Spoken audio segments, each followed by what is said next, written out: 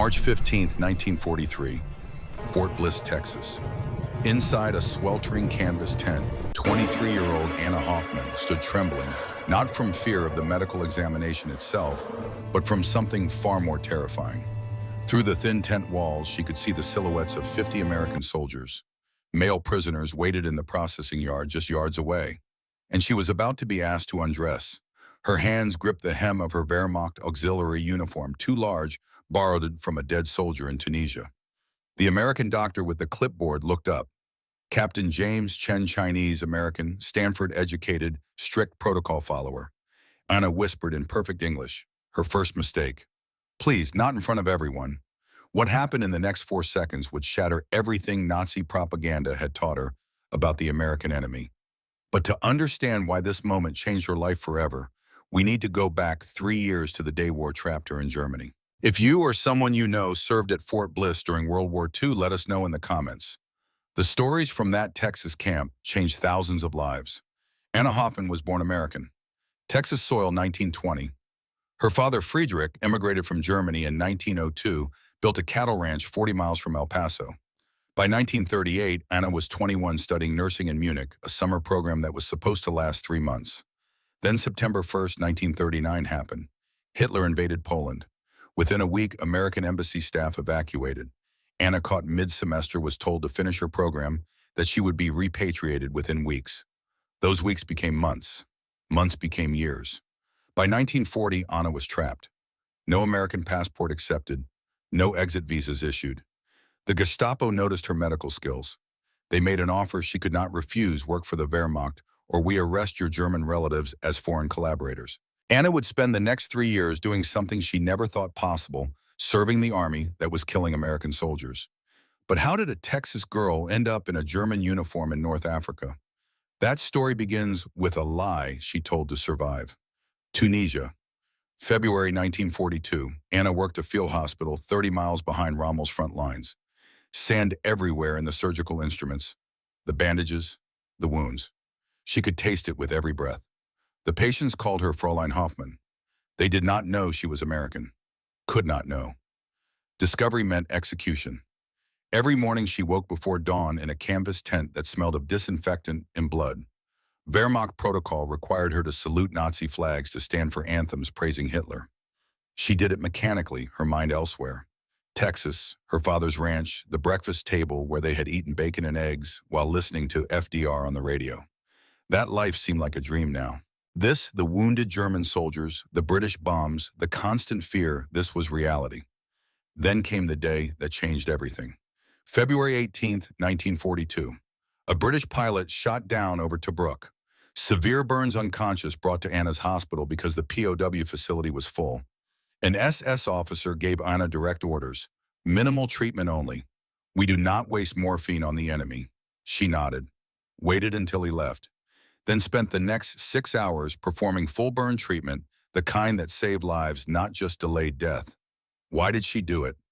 Anna would later explain, he was 20 years old, same age as my younger brother back in Texas. I could not try him. The British pilot survived, got transferred. Anna never learned his name. But 3 days later, a Wehrmacht medical inspector arrived suspicious. Someone had reported excessive morphine use. Anna was interrogated for 7 hours. The interrogation cleared her barely. But Anna knew her time was running out. Every day serving the Wehrmacht made her more complicit, more guilty. March 1943. The Allies captured Tunis. Anna's hospital unit surrendered. British intelligence processed her, noticed something unusual in her paperwork. Hoffman Anna, born Marfa, Texas, USA. This cannot be right. You are American. Anna told the truth for the first time in 3 years. Everything poured out. Trapped in Germany, Gestapo threats, forced service, the British pilot she saved. The intelligence officer's face went cold. You served the Wehrmacht for 2 years while Americans died. I was trying to survive. That is what they all say. You are being shipped to America. Whether you arrive as a prisoner or a patriot depends on what we find when we investigate. 2 weeks later, Anna stood on a Liberty ship crossing the Atlantic, in shackles. Heading home, but as what? Returning daughter, an enemy alien traitor? Sergeant Bobby McKenzie, 26 years old, Amarillo born and raised, had processed over 2,000 German POWs at Fort Bliss. He thought he had seen everything. Then on March 8, 1943, a transport truck arrived with 30 female prisoners from the North Africa campaign. Wehrmacht auxiliary nurses, telephone operators, secretaries. Most were terrified. Propaganda had told them American soldiers were savages. Bobby noticed one woman immediately, mid-20s, blonde, hollow-eyed. When he asked her name for the processing roster, she responded in perfect West Texas English. Anna Hoffman. But I am not really German. Bobby had German immigrant grandparents. He recognized the accent, the kind you got growing up near El Paso. Where is your family from? 40 miles from here. My uncle Friedrich has a ranch near Friedrich Hoffman, the cattle supplier. Anna's eyes went wide. You know him. Bobby felt his world tilt. This German POW in Wehrmacht uniform was local, was American, was someone's niece. Ma'am, this is complicated. Within 24 hours, Anna would face 3 impossible challenges: a medical examination that would test her dignity, a Nazi loyalist who would threaten her life, and a Chinese-American doctor who would make a choice that changed everything. But first, she had to survive her first night in the women's barracks where a Wehrmacht true believer was waiting. The women's barracks at Fort Bliss, 60 German female POWs in a converted storage building. Bunk beds, thin mattresses, guards at every door. Anna found an empty bunk near a scared-looking teenager, Greta Schmidt, 19, Hamburg postal worker drafted into Wehrmacht clerical service.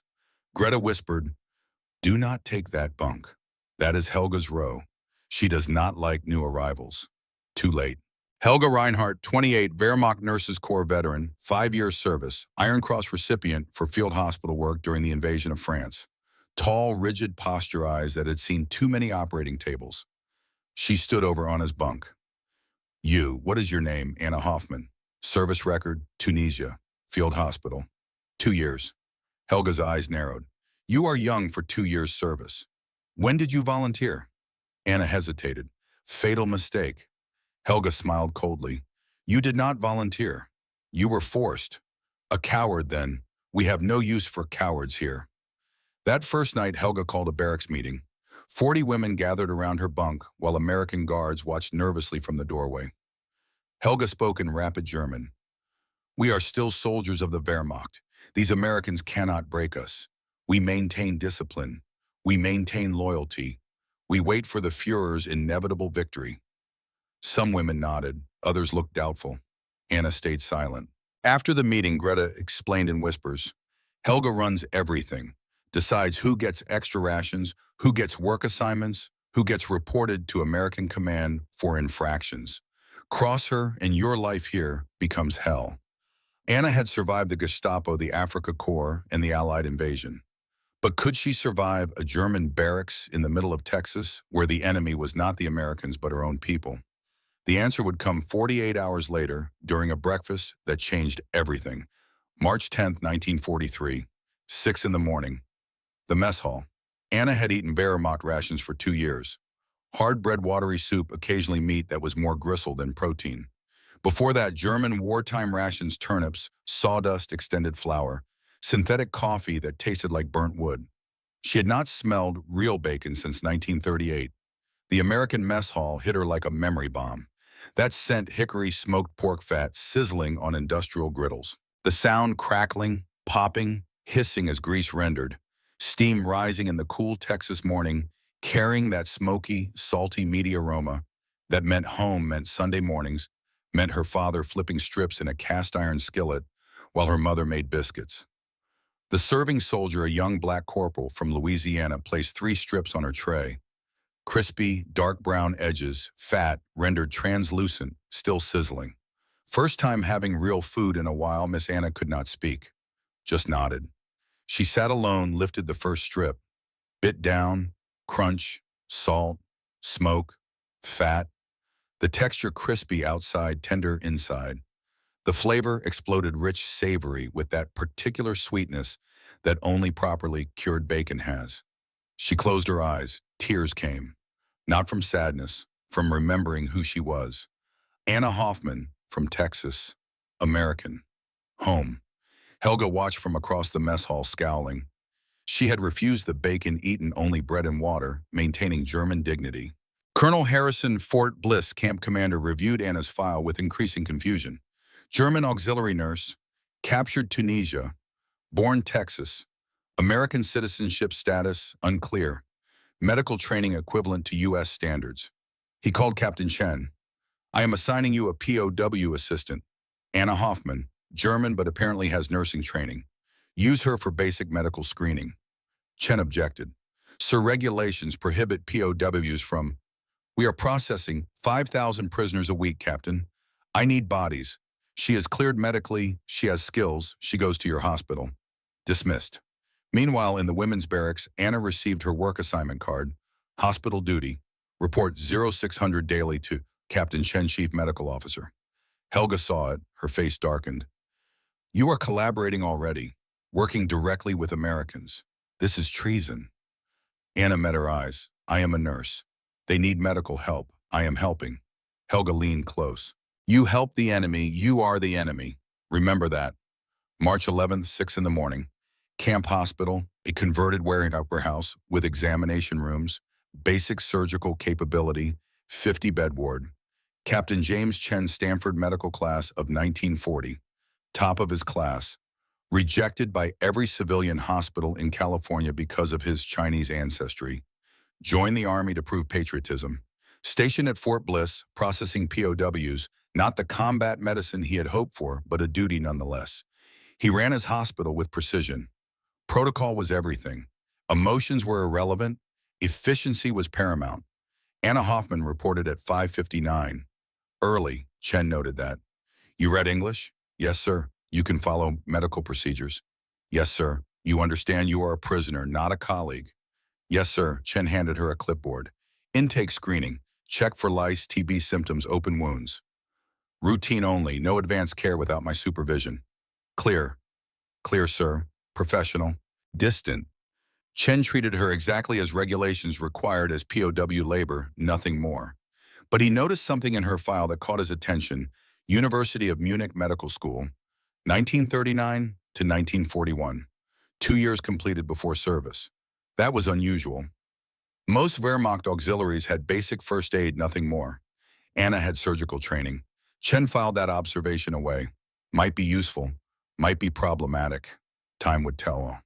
Week 1, Anna processed over 200 POWs through medical screening. Chen watched her work. Efficient, gentle with scared prisoners, firm with difficult ones. She could handle basic suturing, new infection protocols, understood triage. Week 2.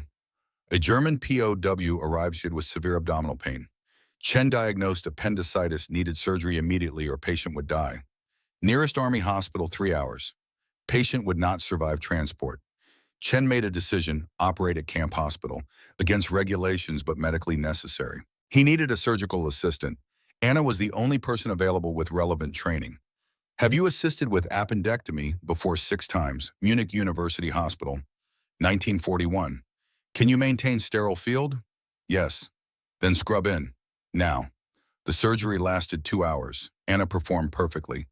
Anticipating Chen's needs, maintaining composure during complications, precise suture technique. When it ended, patient stable, Chen removed his mask. For the first time, he looked at Anna not as a POW, but as a colleague. Where did you really train? Anna told the truth. Munich Medical School. 2 years. Top quartile. Forced into Wehrmacht service before graduating. Chen's expression did not change, but something shifted behind his eyes. That level of training is wasted on intake screening. I will request you for surgical assistance. Officially, news of the surgery spread through camp. Anna, the coward who had been forced into service, had just saved a German soldier's life, working alongside an American doctor. Helga called another barracks meeting. Anna Hoffman is a traitor. She works willingly for the Americans. She eats their food. She laughs with their guards. She has forgotten who she is. Greta tried to defend Anna. She saved Muller's life. She is helping our own people. Helga's voice cut like ice. She is helping them become soft, complicit, American. That night, Anna's bunk was vandalized, her blanket slashed, her personal items, letters from her uncle that had finally been delivered, burned in the barracks stove. Anna found Helga standing over the ashes. This is what happens to collaborators.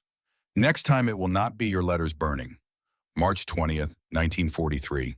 Camp Visiting Day monthly privilege for POWs with approved family. Anna had written her uncle weeks ago, unsure if he was even alive, if he would remember her, if he would want to see the niece who had worn a German uniform. The visiting area chain link fence 15 feet between visitors and POWs, armed guards watching. Friedrich Hoffman arrived in a 1938 Ford pickup, dusty from ranch work. 61 years old, weathered-faced cowboy hat boots that had seen 30 Texas summers. He saw Anna across the fence. For 5 seconds, neither moved. Then Friedrich pulled off his hat, his voice cracked. Liebchen, Anna pressed against the fence. Uncle, Fritz, I am home. I am finally home. They told me you were lost in Germany. Dead, maybe. Your father. His voice broke. Your father died last year. Heart attack. Thought he would never see you again. The 15-foot gap felt like miles. No touching allowed. Guards watching. 15 minutes only. Friedrich talked fast. Your mother is alive. Your sister too. They are in California war factory work. They will want to know. I will write them tonight.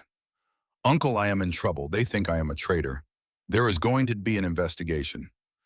I will get you a lawyer, best in Texas. Do not care what it costs. You are family. You are American. We will prove it. Colonel Harrison approved Chen's request. Anna Hoffman, officially designated medical assistant POW labor class 2. This meant more freedom within camp. Better rations. Private quarters, a small room adjacent to hospital. Direct supervision by Chen only. It also meant Helga could not touch her in barracks anymore. But Anna was now isolated from other POWs, viewed as collaborator by Nazi loyalists, viewed as security risk by some American officers. Captain Chen called Anna to his office. I am moving you to hospital quarters.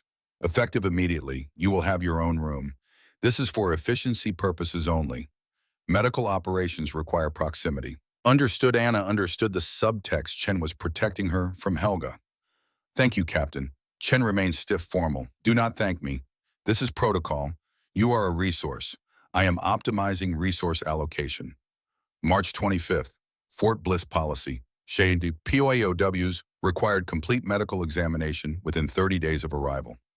Anna had been working in the hospital for 2 weeks. Somehow her own examination kept getting delayed. Chen prioritizing other cases, scheduling conflicts, equipment shortages.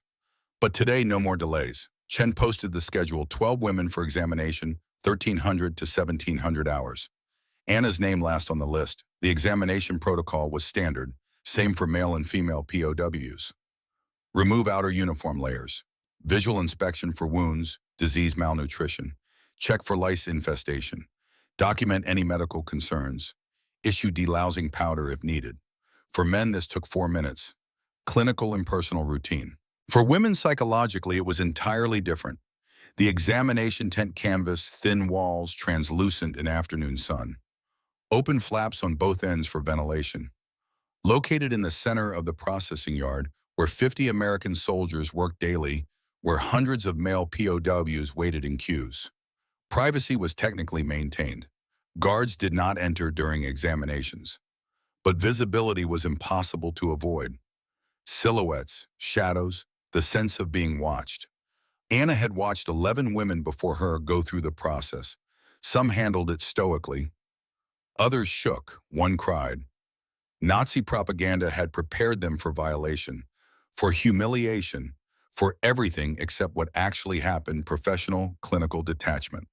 But knowing something intellectually does not stop the fear response, especially for a woman raised in 1930s Germany and Texas, where modesty was morality, where female bodies were either idealized or condemned. At 16:45, Chen called Anna's name. She walked into the tent, saw the examination table, saw Captain Chen with his clipboard, saw Sergeant Mackenzie and 3 other American soldiers within view processing paperwork, saw the thin canvas walls translucent showing movement outside, saw the open tent flaps facing the yard where dozens of eyes would see silhouettes. Chen clinical routine. Remove your tunic for examination. Anna's hands gripped the hem, every muscle locked. The tent suddenly felt smaller, hotter. The shadows outside seemed closer. Chen looked up from his clipboard. Miss Hoffman, please proceed. Anna's voice came out as a whisper in English, not German, her first mistake in weeks. Please, not in front of everyone. What happened in the next 4 seconds would break every regulation Captain James Chen had ever followed. It would risk his career, his reputation, his carefully constructed professional distance. But sometimes the most profound acts of humanity occur in the smallest gestures of dignity. 4 seconds. That was all it took. Captain James Chen looked at Anna Hoffman standing before him, trembling, her hands gripping the Wehrmacht tunic that did not fit. He saw the terror in her eyes, not terror of medical procedure, terror of exposure, of being seen, of being reduced to a body in front of men who were strangers, enemies, everything Nazi propaganda had warned her about. He looked around the tent, Sergeant Bobby Mackenzie at the desk processing paperwork, 2 medical clerks sorting intake forms, an orderly sterilizing instruments. Outside through the translucent canvas, the silhouettes of soldiers moving through the processing yard, the shadows of waiting prisoners, the entire machinery of Fort Bliss operating around this one small tent. Chen made his choice. Sergeant, clear the tent, everyone out, now.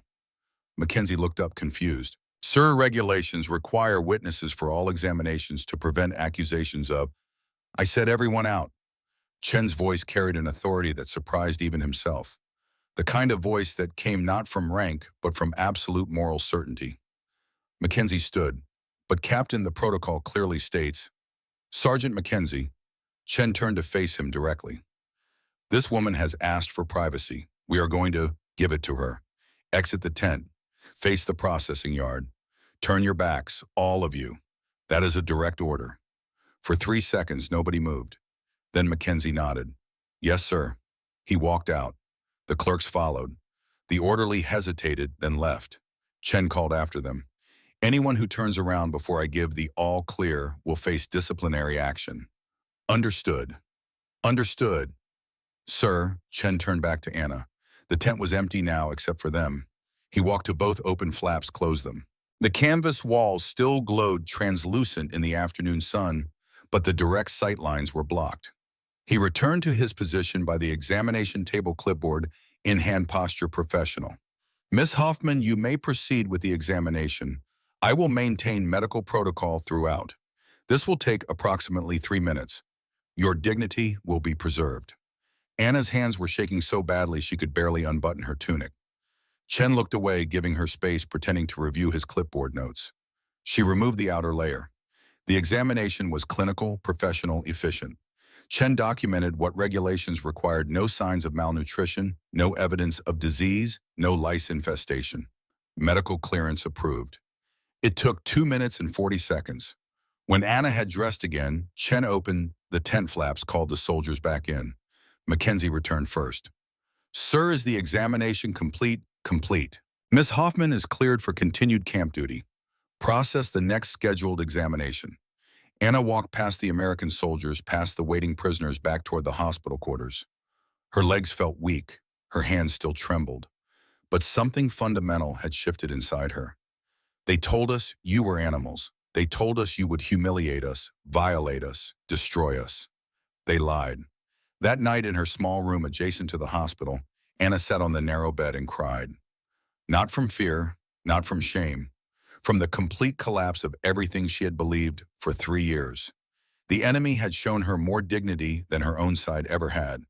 An American officer had risked his career, violated protocol, put himself in potential jeopardy, all to preserve her humanity.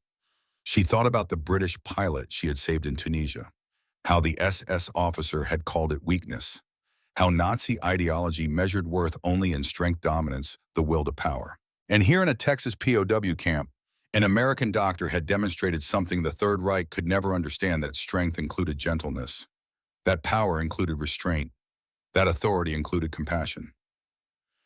Anna Hoffman, daughter of Texas prisoner of war, forced servant of the Wehrmacht, began to remember who she really was. But remembering came with a kickdown.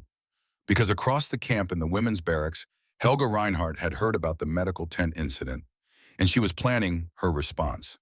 Helga called a secret meeting that night, not the usual barracks gathering. This was smaller, 8 women only, the true believers. The ones who still saluted the Führer's portrait they kept hidden under a floorboard. The ones who saw surrender as temporary, who waited for the promised German superweapons, the inevitable victory. Helga spoke in whispers. Anna Hoffman has crossed the final line. She now lives apart from us, works directly with the American doctor, accepts their special treatment. She is no longer one of us. What do you propose? Asked Greta's bunkmate, a former Gestapo secretary named Ingrid. Helga's eyes were cold. We send a message. To her, to the Americans, to anyone who thinks collaboration is acceptable. The riot happened 3 days later, March 28, 1943, 11:30 at night. The women's barracks should have been quiet, lights out at 2200 hours, guards stationed at exits, routine. But Helga had planned carefully. She had noticed that Greta Schmidt, the scared 19-year-old from Hamburg, had been spending time talking with Anna during hospital visits. Friendship forming, loyalty wavering. That could not stand. Helga and her group surrounded Greta's bunk after lights out. Ingrid held a hand over Greta's mouth while Helga whispered threats. You have been seen consorting with the traitor, Hoffman. You bring her food. You laugh at her American jokes. You forget who you are. Greta tried to speak, but the hand pressed harder. We are going to teach you what happens to collaborators. They dragged Greta from her bunk. In the darkness, other prisoners pretended to sleep, terrified to intervene. Helga's group had Greta on the floor ready to deliver the beating when the barracks door opened. Anna Hoffman stood in the doorway, backlit by the guard tower searchlights. She had been walking back from the hospital doing late inventory when she heard the commotion. Let her go, Helga. Helga smiled in the darkness. The traitor comes to save her little friend. How touching. Anna walked forward. I said let her go, or what you will call your American protectors. Prove to everyone that you are their pet. 3 of Helga's group moved to block Anna's path. But Anna had spent 2 years in field hospitals. She had seen violence, had treated its aftermath, had learned to move quickly when lives were at stake. She grabbed the nearest woman's arm, used basic defensive training to throw her off balance. The second woman swung a makeshift weapon, a sock filled with soap bars. Anna ducked, drove her shoulder into the attacker's midsection. Helga released Greta and came at Anna directly. She was bigger, stronger, trained in Wehrmacht hand-to-hand combat. The fight should have been over in seconds. But Anna was fighting for something Helga did not understand. Not for ideology, not for nationalism, for a scared teenager who reminded her of her own sister, for basic human decency. They crashed into bunks. Women screamed. Someone ran for the guards. Helga got Anna in a chokehold. This ends now, traitor. Then the barracks door exploded inward. Sergeant Bobby Mackenzie and 4 MPs rushed in, flashlights cutting through the darkness. Mackenzie saw Anna being choked, saw Greta on the floor, bleeding, saw the 8 women surrounding them. Break it up, all of you on the floor, hands visible now. The MPS separated the fighters. Helga released Anna, who collapsed coughing. Mackenzie knelt beside her. Miss Hoffman, are you hurt? Anna shook her head, pointed to Greta. Her. Check her first. The aftermath took 3 hours to process. 12 prisoners involved, either as attackers or witnesses. Anna and Greta hospitalized with minor injuries. Helga and her group placed in isolation pending investigation. Captain Chen arrived at the hospital at 0200 hours, woken by emergency call. He found Anna in the ward, bruises forming on her neck, but insisting on treating Greta's injuries before her own. Miss Hoffman, you need medical attention. Greta first. She is just a girl. She is terrified. Chen looked at Anna, this prisoner who kept choosing others over herself, and felt something crack in his carefully constructed professional detachment. He treated Greta first, then turned to Anna. As he examined the bruising on her neck, checking for serious damage, he spoke quietly. What you did tonight was reckless. She is 19 years old. Helga would have hurt her badly, and you could have been killed. Anna met his eyes. Some things are worth the risk, Captain. You taught me that 4 days ago, in the tent. Chen's hands paused in their examination. He understood. She was talking about his choice to clear the tent, his decision to violate protocol for her dignity. That was different, he said. No, Captain. It was exactly the same. You put yourself at risk to protect my humanity. I put myself at risk to protect hers. We are not so different, you and I. Chen finished the examination in silence. As he wrapped bandages around her throat, he realized that Anna Hoffman had stopped being a prisoner in his mind. She had become something else, a colleague, a kindred spirit, perhaps something more, but he could not say that. Regulations, protocol, the entire weight of military hierarchy and the realities of war. So he said only, "You are cleared medically. Return to quarters and rest." That is an order. Yes, Captain? As she left, Chen sat alone in the quiet hospital, staring at his hands, wondering when exactly he had started to care so deeply about the well-being of enemy alien number W17384. The formal charges came down 72 hours later. Helga Reinhardt and 7 co-conspirators, assault inciting riot, awed, attempted grievous bodily harm, maintaining Nazi ideology in violation of camp rules. But the investigation did not stop there. Military intelligence arrived from Washington. They had questions, not just about the riot, about Anna Hoffman. Why did a Wehrmacht auxiliary nurse risk her life to save a German teenager from other Germans? Why did she have such strong ties to American staff? Why did Captain Chen show her preferential treatment? What exactly was the nature of their relationship? Anna was called to formal interrogation. April 2nd, 1943. An office in the camp administration building. 2 intelligence officers, Major Williams and Captain Foster, both experienced in extracting information, detecting lies, breaking down enemy agents. Miss Hoffman, you claim to be American, born in Texas, but you served the Wehrmacht for 2 years, treated German soldiers, wore their uniform, followed their orders. How do we know you are not a German spy sent to infiltrate American installations? Anna sat straight in the hard wooden chair. I have explained my situation multiple times. I was trapped in Germany, coerced into service. I tried to escape. We have only your word on that. You have my letters to the American Embassy in Berlin, dated 1940. You have Red Cross records listing me as American detainee seeking repatriation, dated 1941. Major Williams leaned forward. We also have reports that you volunteered for Wehrmacht service, that you were a committed worker, that you even treated wounded German soldiers with great care and dedication. Anna's voice remained steady. I was a nurse. I treated wounded human beings. That is what nurses do. Some would call that collaboration. Some would call it medical ethics. The interrogation continued for 4 hours. They pressed her on every detail, every inconsistency, every moment that could be interpreted as willing cooperation with the enemy. Finally, Major Williams stood. Miss Hoffman, pending the outcome of this investigation, you are hereby charged with providing aid and comfort to enemy forces during wartime. You will face a military tribunal. If found guilty, the penalty is execution or life imprisonment. Anna felt the room tilt. Execution. For trying to survive. For doing her job as a medical professional. For being in the wrong place when war broke out. When is the tribunal? 3 weeks. May 1st. You will be assigned military counsel. You may also retain civilian counsel if able. As they led her back to quarters, Anna passed the hospital. Saw Captain Chen through the window conducting routine examinations. He looked up, their eyes met. He saw the fear in her face, knew immediately something was catastrophically wrong. That evening, Chen received his own summons. Colonel Harrison's office. Captain Chen, you are being called to testify at the tribunal of Anna Hoffman. The prosecution believes you have shown inappropriate favoritism toward a prisoner. They want to know if your judgment has been compromised. Chen stood at attention. Sir, my judgment is sound. Miss Hoffman is a skilled medical professional. I utilized her talents for the benefit of camp operations. Nothing more. The medical tent incident suggests otherwise. You violated protocol, cleared the tent, gave special treatment. I gave a terrified young woman basic human dignity, sir. That is not special treatment.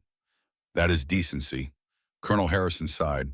Off the record, Captain, I agree with you. That woman got a raw deal. Trapped by circumstances, forced into service, now facing execution for surviving. It is unjust. Then help her, sir. I cannot.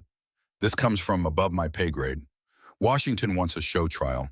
Wants to demonstrate that we do not tolerate collaboration, even coerced collaboration. Politics. Chen felt anger rising, carefully controlled. Then I will testify to the truth, that Anna Hoffman is no collaborator, that she is a victim, that she deserves justice. Be careful, Captain. Your testimony could damage your own career. You are Chinese American. You have already faced discrimination. This could give your enemies ammunition. Chen met his commander's eyes. Some things are worth the risk, sir. As he left the office, Chen realized he had just quoted Anna's own words back at him from the hospital. Some things are worth the risk. He was putting his career, his reputation, everything he had worked for on the line. For a German POW. For a woman he barely knew. Except he did know her. In the operating room, in the quiet moments of medical work, in the way she treated every patient with equal care, regardless of nationality. He knew her character, her integrity, her goodness. And if the Army could not see that, then the Army was wrong. Uncle Friedrich Hoffman hired the best defense attorney in Texas. Samuel Brennan Austin, based specialist in immigration and citizenship law. Expensive. Friedrich mortgaged part of his ranch to pay the retainer. Brennan reviewed Anna's case and immediately saw the problem. You are caught between two legal systems, Miss Hoffman. Technically American, so treason charges apply. But also German resident for 3 years, so enemy alien status applies. They will use whichever interpretation hurts you more. What are my chances without strong evidence of coercion? 20%. With evidence, maybe 60%. Brennan went to work. He filed requests with the State Department, the Red Cross Swiss diplomatic channels. He needed proof that Anna had been forced into Wehrmacht service. Not just her word, documentary proof. Weeks passed. Anna remained in restricted quarters, allowed to work hospital duties only. Helga and her Shio conspirators were transferred to maximum security facilities. Greta visited Anna daily, grateful, loyal.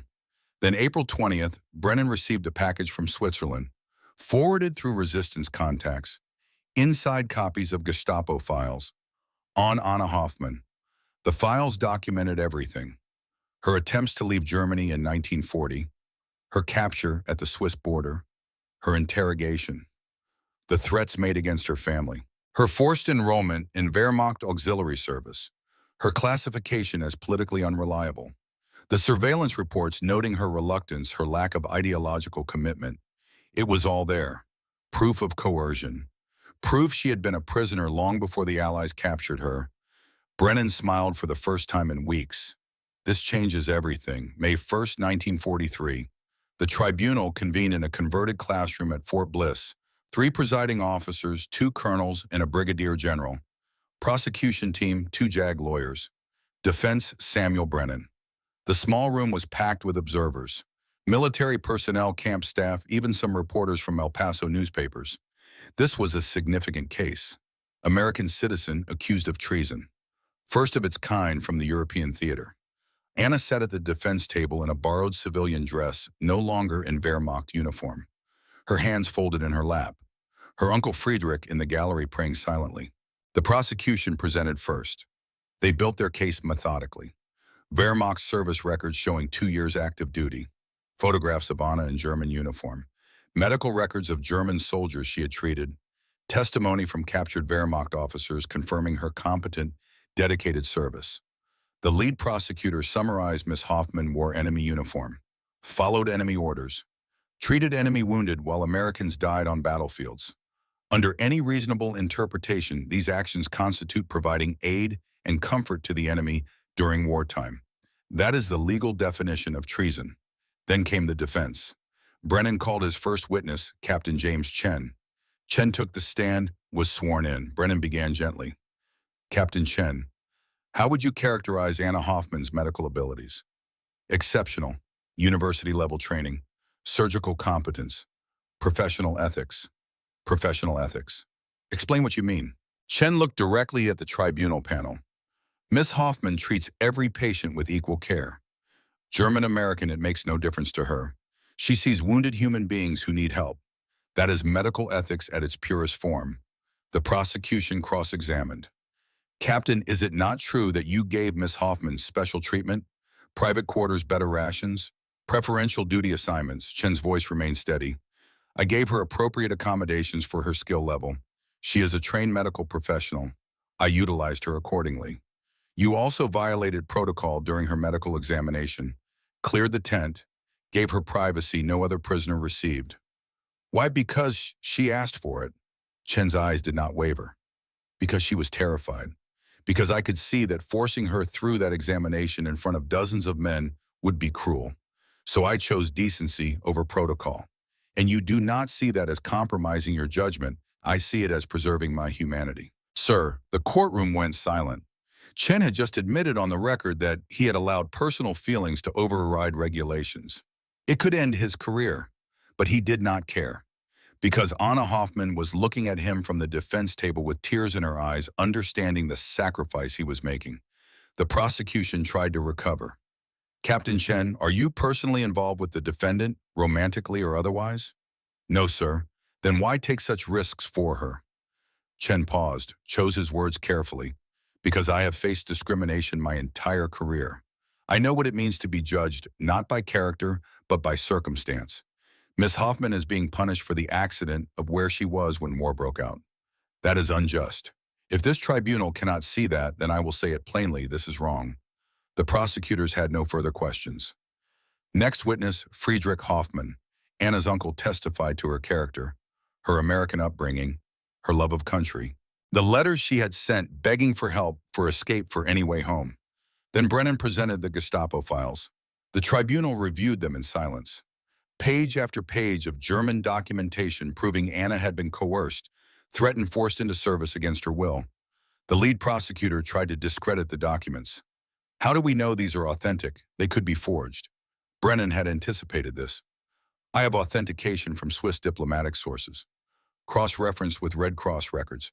These are genuine Gestapo files. The Germans themselves documented that Anna Hoffman was an unwilling participant.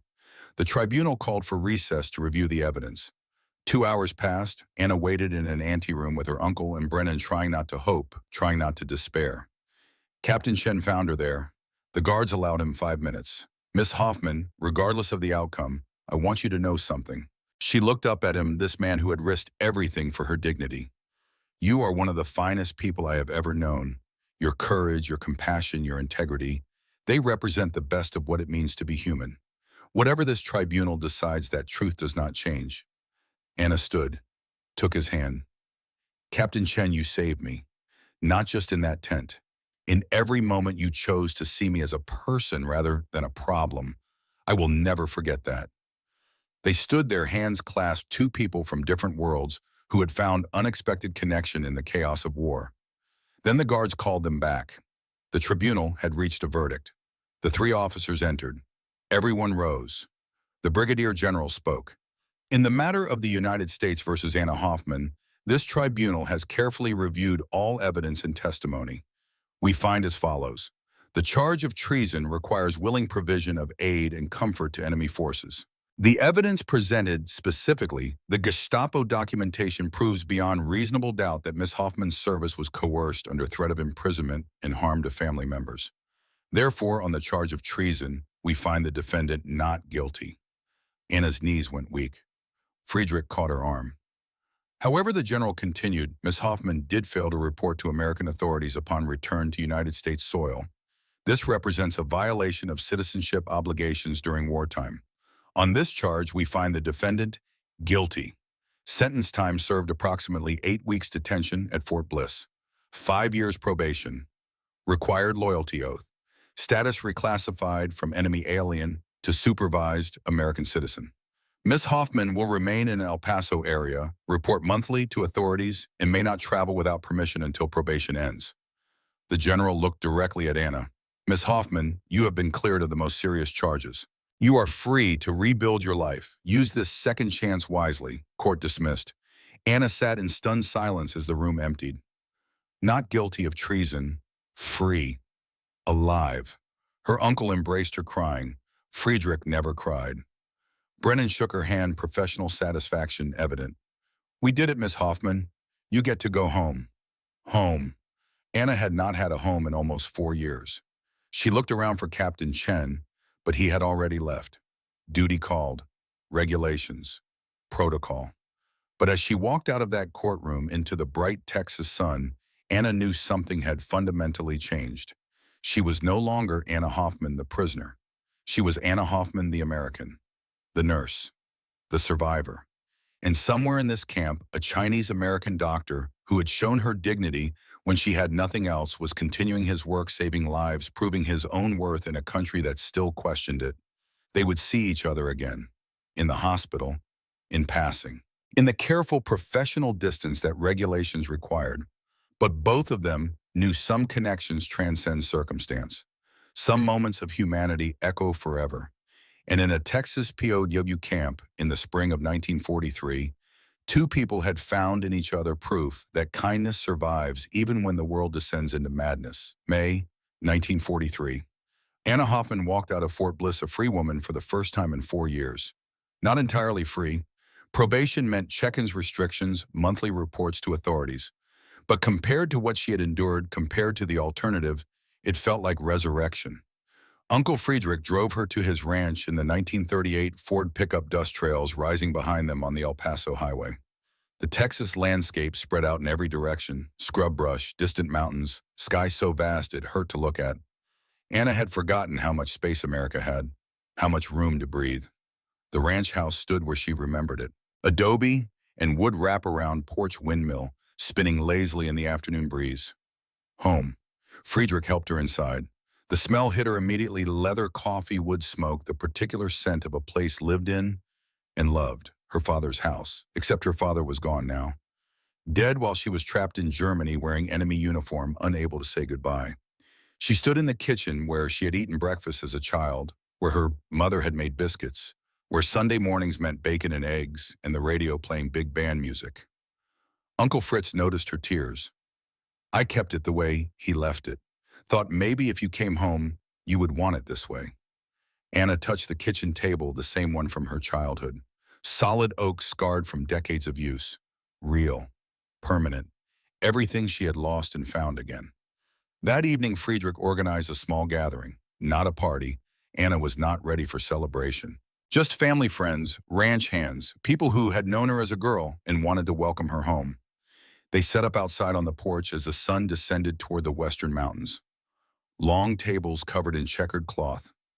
And the smell, that unmistakable Texas barbecue smell. Friedrich had been smoking brisket since dawn.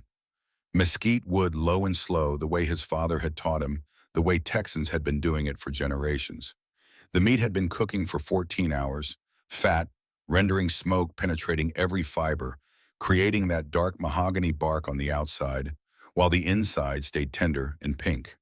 When Friedrich sliced into it, steam rose. The knife cut through like butter. He placed the first piece on Anna's plate, the smoke ring visible, that quarter-inch of pink just below the crust. Anna lifted it to her mouth. Bit down. The flavor exploded. Smoked salt beef fat, the slight tang of the dry rub. The texture tender enough to pull apart with a fork, but with enough structure to hold together. The richness of properly rendered brisket fat coating her tongue, the char from the bark adding complexity. She closed her eyes and was 12 years old again at her father's birthday party, eating barbecue and laughing while cowboys played guitar and her mother danced. Uncle Fritz watched her. Welcome home, Liebchen. The gathered ranchers and their families ate and talked. They did not ask Anna about the war, did not press her for stories. They understood that some things needed time. Instead, they told her about the ranch, about cattle prices, about the drought last summer, and the good rain this spring. Normal things, American things, life continuing as it always had in this corner of Texas. As the sun set, painting the sky orange and purple and red, someone brought out a crate of glass bottle, Coca-Cola ice cold from the spring house. Anna had not seen a Coca-Cola in 5 years. The distinctive bottle shape, the red label, the condensation beating on cold glass. She twisted the cap off, heard that perfect hiss of carbonation releasing. The first sip was pure nostalgia. Sweet fizzy with that particular Coca-Cola taste that existed nowhere else. It tasted like Friday nights at the drugstore soda fountain, like high school football games, like being young and American and unburdened by war. One of the ranch hands, an older man named Pete, raised his bottle. To Anna, to coming home, to second chances. Everyone raised their bottles. Anna felt tears again, but this time from gratitude, from belonging, from the simple joy of being surrounded by people who did not care about Wehrmacht service or tribunals or the weight of the last 4 years. They cared that she was Friedrich's niece, that she was home. That was enough. But as the evening ended and guests departed, and Anna lay in her childhood bedroom, looking at familiar ceiling beams, her mind drifted to Fort Bliss, to the hospital, to Captain James Chen. She had not seen him since the tribunal. He had returned to duty immediately after testifying. Protocol, distance, the careful boundaries military regulations required. Anna wondered if she would see him again, wondered if she wanted to, wondered what it meant that she thought about him before sleep, this man who had shown her dignity when she had nothing, who had risked his career to testify on her behalf. She wondered if he thought about her too. He did. Captain James Chen sat in his quarters at Fort Bliss that same night, reviewing medical reports, trying to focus on work. Failing. Anna Hoffman was gone. Cleared, released, no longer his responsibility. No longer a prisoner he supervised. No longer someone he had professional obligation to treat with careful distance. Which meant there was no longer any regulation keeping them apart. Except there was. She was on probation. He was active duty military. The power imbalance remained. Any relationship would be complicated, questionable, potentially damaging to both of them. Chen had built his entire career on following rules, on proving that a Chinese American could be trusted, could serve with honor, could rise above the discrimination that had blocked him from civilian practice. Getting involved with a former enemy alien, a woman he had supervised as a prisoner, would undo all of that, would confirm every suspicion that his judgment was compromised, that he had shown favoritism, that he could not be trusted with authority. The smart move was to maintain distance, to let her rebuild her life, to focus on his duty. Chen knew this intellectually, but he also knew that Anna Hoffman had changed something in him, had reminded him that rules existed to serve justice, and when they conflicted with justice, the rules were wrong. He had testified knowing it could end his career, had cleared the medical tent knowing it violated protocol, had defended her knowing the consequences, and he would do it all again, because some things he had learned were worth the risk. The war in Europe continued, through summer 1943, fall-winter. Anna found work at the El Paso Veterans Hospital, treating wounded soldiers returning from North Africa, Italy, eventually France. Her medical training made her valuable. Her own experience as a POW made her compassionate. She understood what it meant to be trapped by circumstances, to carry guilt for surviving when others did not, to question every choice made under duress. The veterans responded to her, trusted her. She had a way of seeing past the physical wounds to the deeper damage, the psychological scars that would outlast any battlefield injury. Captain Chen remained at Fort Bliss, processing the endless flow of prisoners. German, Italian, and eventually some Japanese transfers from Pacific camps. He ran his hospital with the same precision, the same commitment to treating every patient with equal care. Occasionally, Anna visited Fort Bliss for medical consultations. The VA hospital sometimes needed expertise on treating former POWs, understanding their psychological state, navigating language barriers. When she visited, she would see Chen in passing.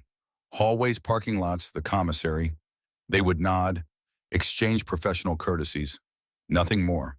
But there was always that moment, that half second when their eyes met and both remembered the medical tent, the tribunal, the unspoken connection.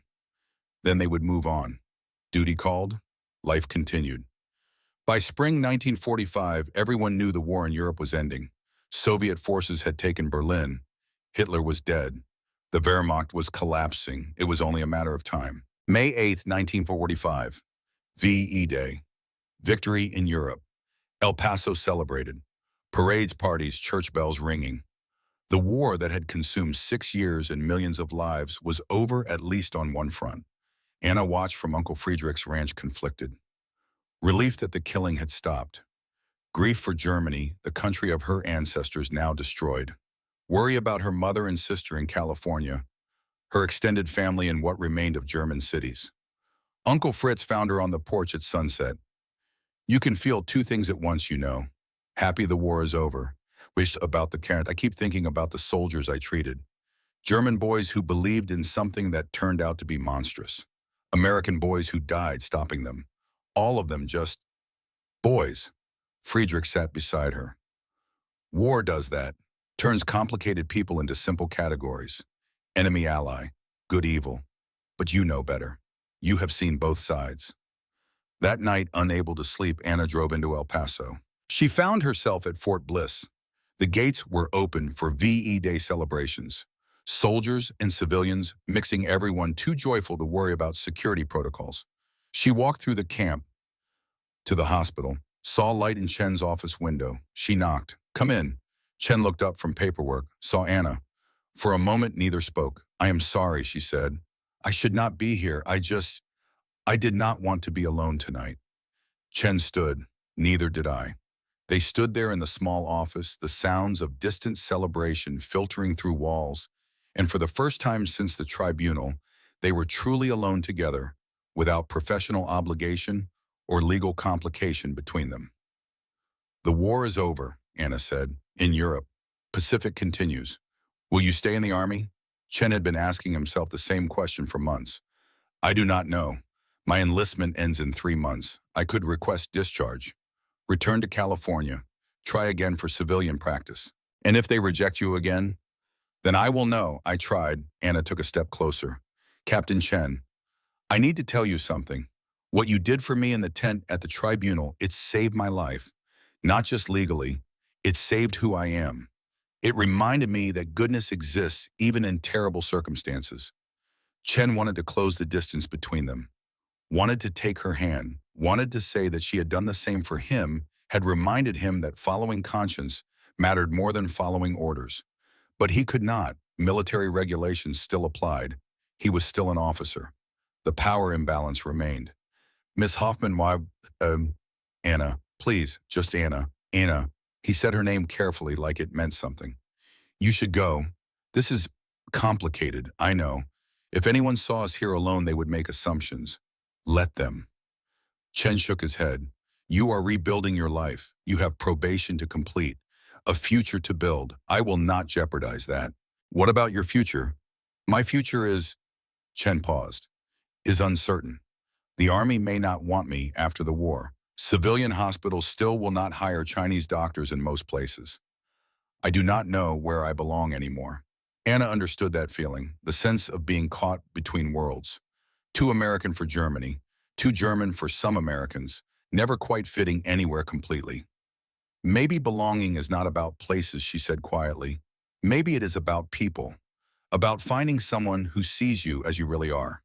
Their eyes met. Chen knew what she was offering: connection, understanding, perhaps something more. But the timing was wrong, the circumstances impossible. He was leaving soon, discharge pending. She was tied to El Paso by probation. Their lives were moving in different directions. "You should go," he said again more firmly. Anna nodded. She had pushed as far as she could, understood his restraint even as she wished he would abandon it. At the door, she turned back. "Captain Chen, if circumstances were different." "I know." He allowed himself the smallest smile.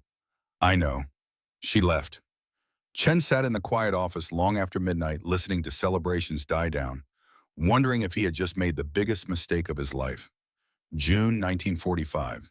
Captain James Chen received his discharge papers, honorable service, commendation for medical work, reference letters from commanders. He packed his few belongings, said goodbye to Fort Bliss, drove west toward California in a used Chevrolet he had bought with saved military pay. He did not say goodbye to Anna, could not trust himself to keep it professional if he did. But he stopped at Friedrich Hoffman's ranch on the way out of El Paso, left a letter with the uncle, asked him to deliver it after Chen had gone. The letter said, "Dear Anna, by the time you read this, I will be in California. I am opening a medical practice in San Francisco, trying again despite the obstacles. I wanted to say goodbye in person, but feared I would not be able to leave if I did. You asked me once why I took risk for you. The truth is, you reminded me why I became a doctor, not to follow protocols, but to help people, to see their humanity even when systems treat them as problems. You are one of the finest people I have ever known. Your courage, your compassion, your integrity, they changed how I see my profession and myself. I hope you build a beautiful life in Texas. I hope you find peace. I hope you remember that what happened to you does not define you. What you do next, that is who you are. If circumstances were different, if the world made sense, I would ask you to come with me. But you have probation to complete, family here, roots to rebuild. And I have my own battles to fight, my own place to find. Perhaps in another life we met at different times. Perhaps there we could have, but this is the life we have." And in this life, I will always be grateful that our paths crossed, that you showed me what strength looks like, that we survived the war and found for a brief moment unexpected connection. Take care of yourself, Anna Hoffman. Respectfully, James Chen. Anna read the letter on the ranch porch at sunset, cried, understood, wished things were different, accepted they were not. She folded the letter carefully, placed it in the family Bible where she kept important things, wondered if she would ever see James Chen again, suspected she would not, tried to make peace with that. Life continued. 1946. Anna's probation reduced to minimal supervision due to exemplary conduct. She became full-time staff at the VA hospital, eventually head nurse of the surgical ward. 1947. Her mother and sister returned from California. Tearful reunion, stories shared, wounds acknowledged, healing beginning. 1948. Anna's probation officially ended. Full citizenship restored. She was free to travel to live without restrictions to finally be simply American again. 1949. Anna married briefly a veteran she had treated who understood her past, who did not judge. The marriage was kind but not passionate. He died in 1960 from complications of war wounds. No children. Through all of it, Anna kept the letter, sometimes reread it, wondered what James Chen was doing in San Francisco, if he had found success, if he had married, if he remembered her. She never tried to contact him. The letter had been goodbye. She respected that. But she thought of him, the man who had chosen her dignity over protocol, who had testified knowing the cost, who had shown her that kindness survived even in the machinery of war. 1993, 50 years after Fort Bliss. Anna Hoffman was 73 years old, widowed, living quietly on the ranch she had inherited from Uncle Friedrich. Her health was declining, wheelchair-bound but mind still sharp. An invitation arrived in May. Fort Bliss, 50th Anniversary, 5. E-Day Ceremony. Special honor for former POWs and their rescuers. Would Anna attend? She almost declined. She was old, tired, not interested in revisiting the past, but something made her say yes. Curiosity, nostalgia, the sense that this might be her last chance to close that chapter properly. Her granddaughter drove her to Fort Bliss. Sarah Hoffman, 25, smart and kind, studying to be a doctor herself. Anna had been vague about her World War II experiences with family. Sarah knew the basics, but not the depth. The ceremony was held on the parade grounds. Hundreds of veterans, families, dignitaries. Anna sat in her wheelchair in the honored guest section, feeling out of place, wondering why she had come. Then the keynote speaker was introduced. Retired Dr. James Chen, former Army captain, speaking about medical corps service and humanitarian values during wartime. Anna's breath caught. James Chen, now 76, walked slowly to the podium, still tall, still dignified, hair white but posture straight. He began to speak. I learned many things during my service at Fort Bliss. I learned that medicine transcends nationality, that every patient deserves dignity regardless of uniform, that sometimes the greatest battles are not won with weapons but with simple human decency. His eyes scanned the crowd as he spoke, then stopped. Found Anna. For 3 seconds, everything else disappeared. 50 years collapsed. They were 23 and 26 again, in a medical tent, in a courtroom, in a moment of connection that had survived half a century. Chen continued his speech, but his voice had changed. Softer, more personal. I learned these lessons from many people, but one person in particular taught me that courage comes in many forms. That surviving impossible circumstances with your humanity intact is the truest form of strength. That sometimes doing the right thing means breaking the rules. He looked directly at Anna. I never forgot that lesson. After the ceremony, Anna waited as crowds dispersed. Sarah noticed her grandmother's tears. "Grandma, are you okay?" Anna nodded. "Just old memories, sweetheart." Then James Chen was there, standing before her wheelchair, looking down at the woman who had changed his life 50 years ago. Anna, James. They stared at each other. Decades of unsaid things hanging in the air. Chen knelt, bringing himself to her eye level. "You look well. You are a terrible liar." Anna smiled. "I look old." "Oh, we both do," Sarah watched, confused. "Grandma, who is this?" "Sarah, this is Dr. James Chen. We knew each other during the war." A young man approached. "Grandpa, we need to get to the dinner." Chen turned. "One moment, David." The young man. 28 Marine captain in dress uniform nodded and stepped back. Sarah's eyes widened. David. David Chen. Anna looked confused. You know him, Grandma? That is my fiancé. The world tilted again. Chen and Anna stared at their grandchildren, then at each other. Your granddaughter is marrying my grandson, apparently. Sarah and David looked at each other, then at their grandparents. You two know each other. Chen started laughing, deep, genuine laughter. The absurdity of it, the cosmic irony. 50 years of staying apart and their grandchildren had found each other anyway. Anna joined the laughter, tears streaming. How is this possible? Chen shook his head. I have no idea, but perhaps the universe has a sense of humor. That evening, 4 generations gathered at Friedrich's old ranch, now Anna's home. The house filled with family, with stories, with the clicking together of puzzle pieces no one knew were scattered. Sarah and David explained how they had met. Naval conference in San Diego. Started talking. Discovered both had grandparents who had served in World War II. Started dating. Got engaged last month. Neither had known their grandparents' connection. Chen had never told his family details about Fort Bliss. Anna had kept her story private. Now it all came out. Anna told the full story for the first time. The medical tent moment, the tribunal, the letter, the goodbye that had lasted 50 years. Sarah listened stunned. Grandma, you never told me any of this. Some things were too painful to share. Anna looked at Chen. Some things felt unfinished. Chen pulled something from his jacket pocket. 2 glass bottles of Coca-Cola vintage style, the kind they had drunk at that ranch barbecue in 1943. I brought these. Thought maybe, he trailed off. Anna smiled through tears. You remember. I remember everything. He opened both bottles, the familiar hiss of carbonation, handed one to Anna. To dignity, he said. To choices. To what might have been. Anna raised her bottle. To what was.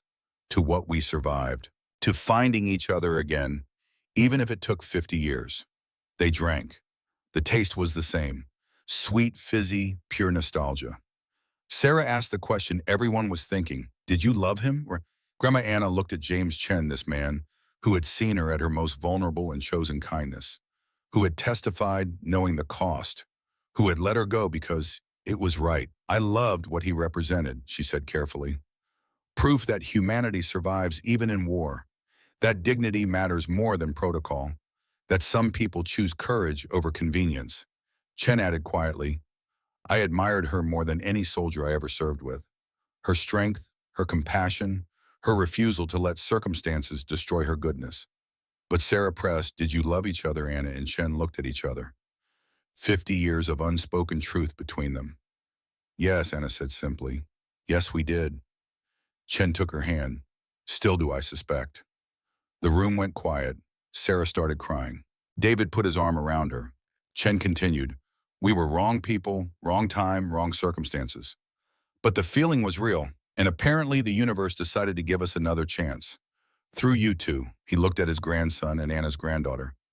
You found what we could not have, and that is more than I ever hoped for. As sunset painted the Texas sky as 4 generations sat together on that ranch porch, Anna felt something settle inside her. The unfinished business of 50 years, finding resolution, not through what could have been, but through what was. She had survived, had built a life, had raised family who carried forward the values she and Chen had fought for. Dignity, courage, choosing humanity over hatred. And now, in the twilight of life, she had one final gift. Knowing that the man who had shown her kindness when she had nothing had also survived, had thrived, had remembered. That night, after families had gone to bed, Chen and Anna sat alone on the porch under Texas stars. Do you have regrets? Chen asked. About what? About us. About what we did not do. Anna considered. No, we did what we could within the constraints of our time. We chose honor over desire. That was right, even if it meant 50 years apart, even then.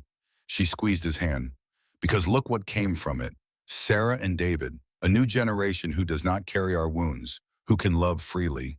That is the victory. Chen nodded. You are right, as usual. They sat in comfortable silence, 2 old soldiers from different sides of a forgotten war united by a moment of humanity that had echoed through decades. Anna spoke softly. People ask if I regret those years, trapped in Germany, serving as enemy, standing in that tent terrified. And what do you tell them I do not? Because that moment when an American doctor chose my dignity over his convenience, that changed everything. Chen's voice was rough with emotion. You changed me too. Taught me that rules serve people, not the other way around. That sometimes the most important thing we can do is see someone, really see them. Not as enemy or problem or category, just as human. Anna smiled. We did well, you and I. Different paths, but we did well. As dawn approached, Chen prepared to leave. He had a flight back to San Francisco, a life to return to. At his car, he turned back to Anna. If I had it to do over, do not, Anna interrupted gently. Do not play that game. We had what we had. It was real. It mattered. That is enough. Chen kissed her forehead. Goodbye, Anna Hoffman. Goodbye, James Chen. He drove away as the sun rose over the Texas plains. Anna watched until the car disappeared, then wheeled herself back inside. Sarah found her in the kitchen, looking at old photographs. Grandma, are you sad? No, sweetheart. Anna smiled. I am grateful. For survival, for second chances, for proof that love can take many forms. Romantic love, yes, but also the love of choosing someone's dignity when you do not have to, of testifying for truth when it costs you, of letting go because it is right. Sarah sat beside her. He really loved you. Anna nodded, and I loved him. But we loved other things more. Our principles, our integrity, doing right even when it hurt. She looked at her granddaughter. That is what I want you to remember. Not the romance we did not have, but the choice we made. To be decent when the world was not. To see humanity when everyone else saw enemies. To believe that kindness matters even in the machinery of war. 6 months later, Anna Hoffman died peacefully in her sleep. At her funeral, James Chen sent flowers and a note. She reminded me what it meant to be human. The world is less without her, but her legacy lived on. In Sarah and David, who married and had children of their own. In the veterans she had treated with compassion. In the story passed down through generations about a Texas girl who survived impossible circumstances with her humanity intact, and the Chinese-American doctor who chose her dignity over protocol. And in Fort Bliss Archives, buried in old files, a medical examination form from March 15, 1943, with a handwritten note in the margin, privacy provided upon patient request. Medical clearance approved. Some things matter more than regulations.